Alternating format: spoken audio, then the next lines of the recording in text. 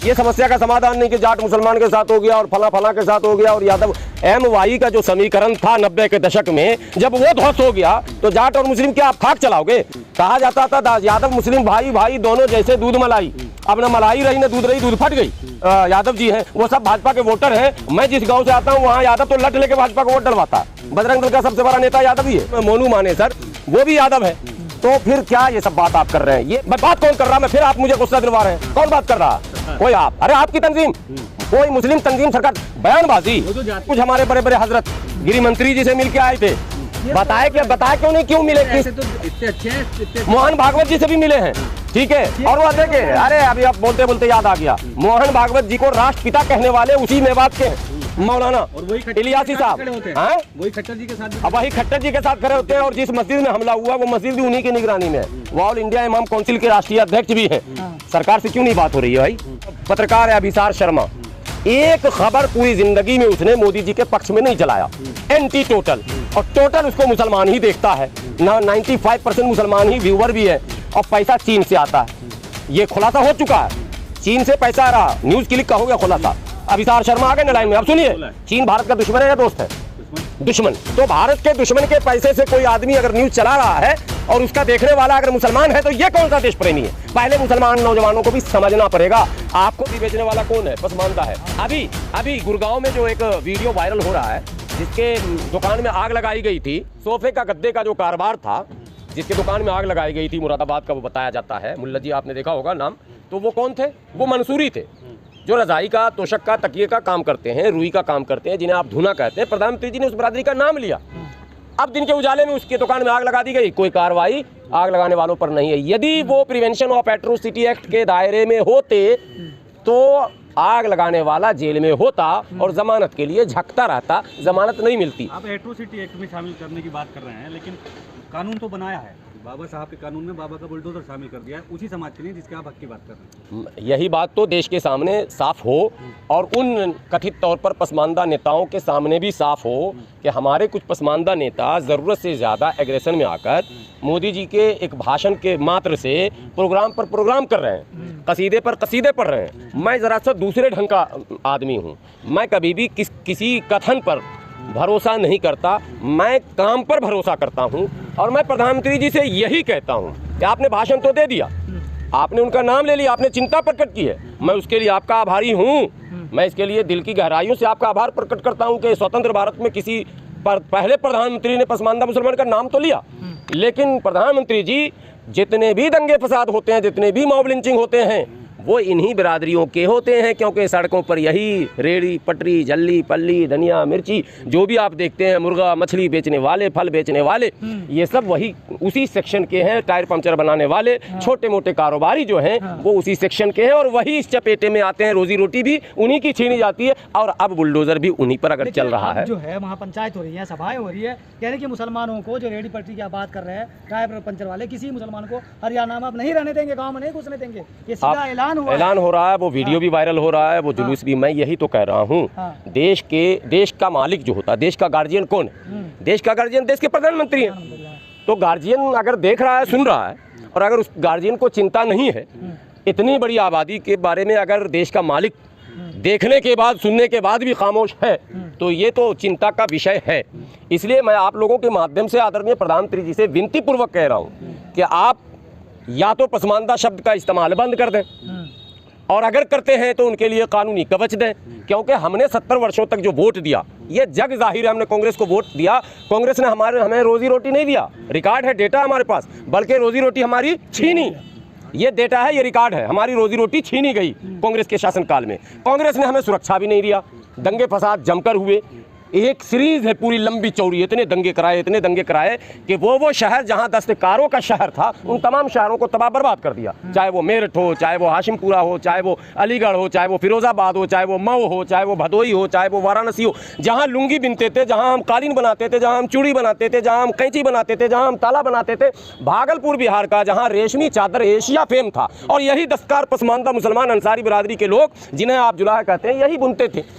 उस शहर को भी बर्बाद किया गया। तो ये कांग्रेस ने किया, लेकिन फिर भी कांग्रेस कहती थी कि हम ही तुम्हारी सुरक्षा करेंगे, लेकिन उसमें फेल हुआ। कांग्रेस को हटाया हम लोगों ने, समाजवादियों को मौका दिया कि ये कांग्रेस से ना हो पाएगा भाई, समाजवादी सुरक्षा करेगी। तो समाजवादी आ गई। समाजवादी मतलब समाजवादी उत्तर प्रदेश वाली सिर्फ नहीं, समाजवादी विचारधारा की वो तमाम पार्टियां आई। देवगौड़ा उधर आ गए कर्नाटक में, उधर एनटी रामाराव आ गए आंध्रा में, उधर नीतीश कुमार लालू आ गए बिहार में, उधर कम्युनिस्ट पार्टी थी। तमाम राज्यों में बदलाव जो आया उसमें हमारी भूमिका थी। हम कांग्रेस से मुक्त होना चाहते थे।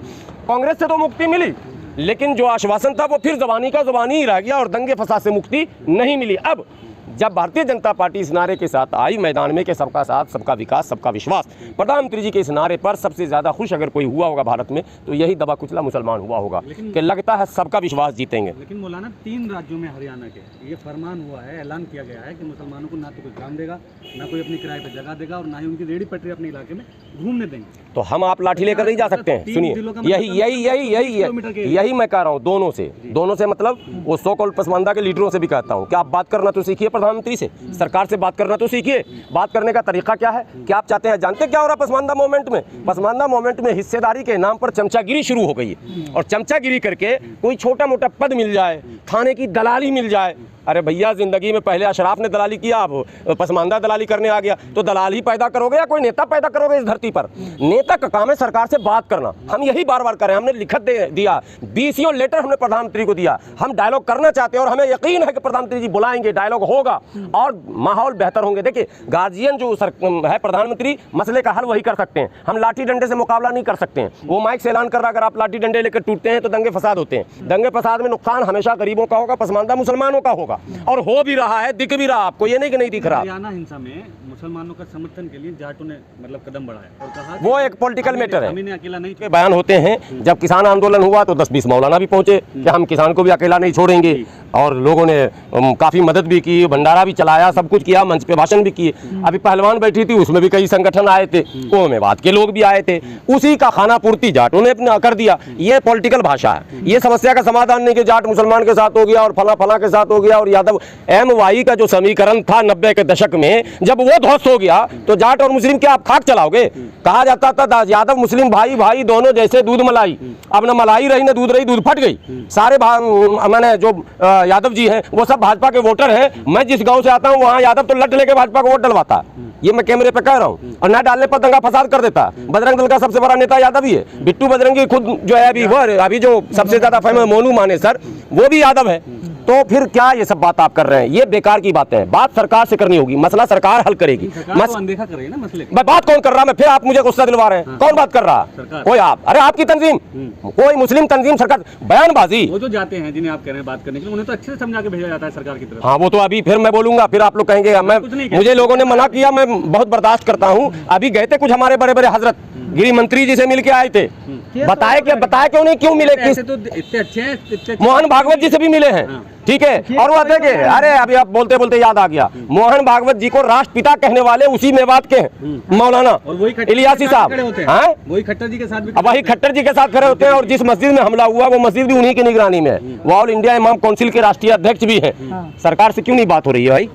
क्यों नहीं सरकार के पास वो प्रतिनिधिमंडल जा रहा है? क्यों नहीं प्रधानमंत्री जी से सीधी सीधी बात हो रही है? क्यों नहीं गृह मंत्री जी से बात हो रही है? भाई, इस तरह का माहौल अगर देश में रहेगा, बार बार एक वर्ग को यदि इस बात का आप एहसास दिलाएंगे कि तुम असुरक्षित हो, तुम हमारे रहमो करम पर हो, तो असुरक्षा का जो भाव होता है वही लोगों को अलगाव की तरफ ले जाता है, और जो अलगाव की तरफ ले जाता है वही आतंकित कर देता है और देश में सिविल वार की बुनियाद पर जाती है, जो कि किसी भी सच्चे देश प्रेमियों के लिए सही नहीं है। बहैसियत भारतीय और इस देश से प्रेम करने वाले होने के नाते, और बहैसियत मुसलमान, मैं फिर कैमरे पर कह रहा हूं, वार्ता और वार्ता, बगैर डायलॉग के कोई मसले का हल नहीं है। सुनिए, बड़े बड़े हमारे यहाँ एक मसला नहीं है, इतना बौखलाहट है मुसलमानों में। एक पत्रकार है अभिसार शर्मा, एक खबर पूरी जिंदगी में उसने मोदी जी के पक्ष में नहीं चलाया, एंटी टोटल, और टोटल उसको मुसलमान ही देखता है ना, 95% मुसलमान ही व्यूअर भी है, और पैसा चीन से आता है। ये खुलासा हो चुका है, चीन से पैसा आ रहा, न्यूज क्लिक का हो गया खुलासा। अभिसार शर्मा आ गए ना लाइन में। अब सुनिए, चीन भारत का दुश्मन है या दोस्त है? दुश्मन। तो भारत के दुश्मन के पैसे से कोई आदमी अगर न्यूज चला रहा है और उसका देखने वाला अगर मुसलमान है तो ये कौन सा देश प्रेमी है? पहले मुसलमान नौजवानों को भी समझना पड़ेगा। आपको भी अंधभक्ति से निकलनी पड़ेगी। आप भी अंधभक्त है भाई, ऐसी बात नहीं, एक तरफ से नहीं चलता है। लेकिन सरकार ने केवल साबित कर दिया चीन से पैसा आ रहा है, रोक क्यों नहीं रहे हैं, गिरफ्तार क्यों नहीं कर रहे हैं? आपका बहुत उचित सवाल है कि ये काम भी सरकार